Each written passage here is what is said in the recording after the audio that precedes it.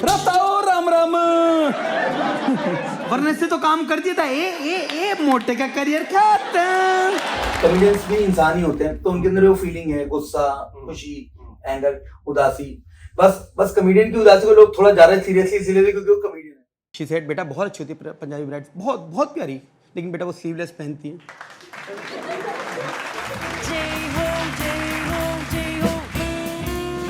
This is Jay Kumar Show. So ये जो मेरी अंडरस्टैंडिंग है कि यू आर ए डेंटिस्ट, जी जी right? जी। तो ये जो दांत देखने की आदत है आपको बचपन में ही लग गई थी? नहीं सर, मैं एमबीबीएस के लिए ट्राई किया था। आपको पता ही डेंटिस्ट आदमी अपनी मर्जी से तो बनता नहीं। पहले एमबीबीएस के लिए ट्राई करता, फिर जब नहीं हो पाता तो फिर उसके बाद मतलब ऑब्वियसली मैंने 2 साल प्रिपरेशन किया, देन आई स्विच टू, मतलब कि जब एमबीबीएस में नहीं हुआ तो देन आई चोज डेंटिस्ट्री। फिर आपने डेंटिस्ट्री छोड़ के आपने कॉमेडी शुरू कर दी? नहीं, मैं तो डेंटिस्ट्री में बहुत टाइम तक मैंने आई प्रैक्टिस अ लॉट, बट और एक टाइम ऐसा भी था जब मैं डेंटिस्ट्री और कॉमेडी साथ में ही कर रहा था। But after a while when travelling become जब बहुत ज्यादा ट्रैवलिंग होने लगी, बहुत ज्यादा शोज होने लगे, तो आई टेक अ कॉल की या तो ये रखना है, then I chose this comedy career. So तब तक घर से कोई प्रेशर नहीं आया?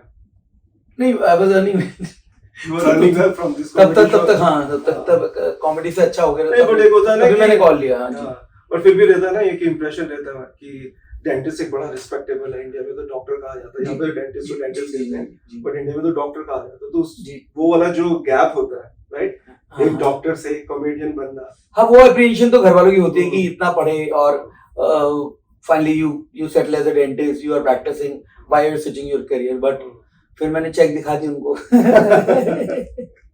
तो वो बेटर है एज ए डेंटिस्ट। नहीं, हाँ, तो आप हर एक को सजेस्ट करते हो डेंटिस्ट को कॉमेडियन? नहीं, हर डेंटिस्ट कॉमेडियन कैसे बन जाएगा सर? ये कोई जॉब थोड़ी नहीं। तो नाक देखते हैं ना वो भी तो। अगर टैलेंट होगा तो बन जाएंगे सर। मैं जैसे सिंगर नहीं बन सकता, मैं मजिशियन नहीं बन सकता, मैं एक्टर नहीं बन सकता, तो मैं चलिए, तो आपने ना मेरा एक बड़ा फेवरेट क्वेश्चन मुझे अब क्लिक करवा दिया।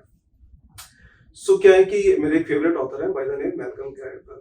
अच्छा, उनकी एक फेमस बुक है आउटलायर्स, हाँ, है ना? सो उन्होंने लाइक 2007-2008 में उनकी बुक आई थी, और he came out with his own rule with lot of evidence and claimed that if you practice any particular skill for 10,000 hours, then you can be the master of that particular art. You can be. Okay. तो जैसे आपने singing का भी लिया ना, ये सब लिया कि नहीं बन सकते या बन सकते हैं, आपको क्या लगता है, यू आर बोर्न कॉमेडियन या आपने ये स्किल डेवलप किया? मेरे को सर ये लगता है, एक बिल्कुल सही बोल रहे हो आप। आई थिंक जो आप कह रहे हो, जो ऑथर कह रहे हैं, वो बिल्कुल ठीक कह रहे हैं। बट मुझे लगता है एक इनबॉर्न, या इनबॉर्न तो नहीं बोलूंगा मैं, रिफ्लेक्स, हर एक बंदे को एक भगवान ने रिफ्लेक्स दिया है, ठीक है। किसी के लिए वो कॉमेडी है, जैसे मेरे लिए शायद कॉमेडी है, जो मुझे लगता है कि जब मैं स्टेज पे करता हूँ तो मेरे जो एक्सप्रेशन है, जो मेरा मूवमेंट है, जो मेरा बोलने का तरीका है, वो लोगों को फनी लगता है। मैं कुछ भी अलग से नहीं करता, वो अपने आप बन जाता है। कोई सिंगर है तो उसकी आवाज में कुछ ऐसा है, या फिर जिस तरह से वो अपनी आवाज को ऊपर नीचे करता है, वो सुरीला लगता है लोगों को। कोई पेंटर है तो उसके हाथ जिस तरह से चलते हैं, इट क्रिएटेड अ शेप जो कि लोगों को ब्यूटीफुल लगता है, दैट इज पेंटिंग। तो एक तो इनहेरेंट टैलेंट होता है जो आपके पास है।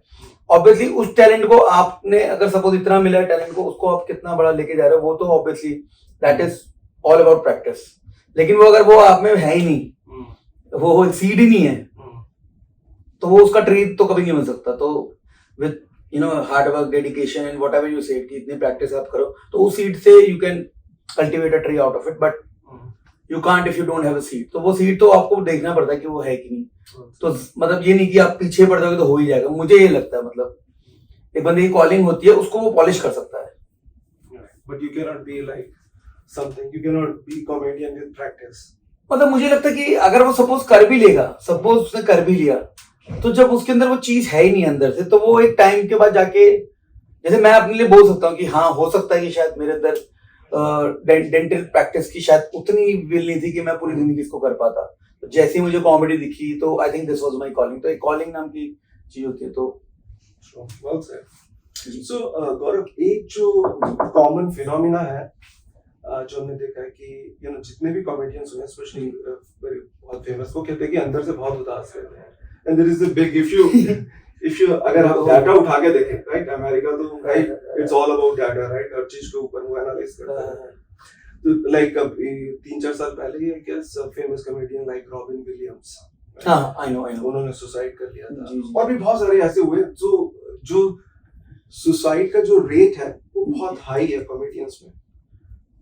सो ये सुसाइड अभी इंडियन कॉमेडियन नहीं तो क्या ऑब्वियसली मतलब कॉमेडियंस भी इंसान ही होते हैं, तो उनके अंदर वो फीलिंग है, गुस्सा, खुशी, एंगर, उदासी।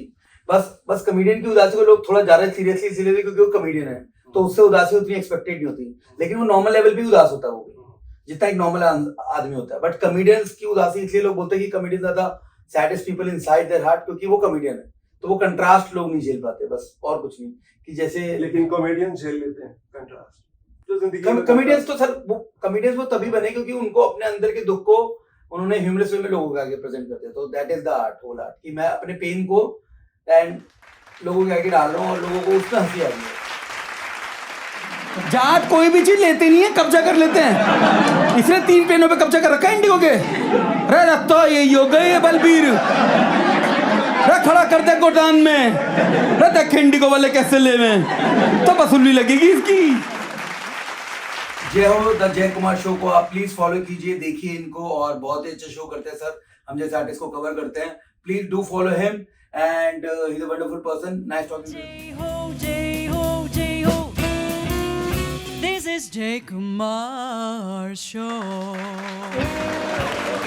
माँ बाप दोनों जॉब करते हैं, अमेरिकन एक्सप्रेस का कार्ड लेके घूमते हैं भाई साहब, अनलिमिटेड क्रेडिट लिमिट। रोहन जो मांग रहा, पापा वांट बो एंड एरो। माँ बाप स्वाइप, ले बेटा 4000 रुपये का, ले बो एंड एरो।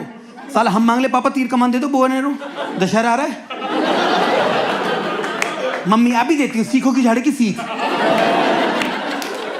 उस पर सफेद कलर का धागा लपेट के हम भी शुरू। जय श्री राम। लूडो बिक रही है वहां, मैग्नेटिक लूडो 3,500 रुपए की। हमारे टाइम पे साले गत्ते वाली होती थी, फट जाती थी। हमारे टाइम पे साले गत्ते वाली होती थी, फट जाती थी।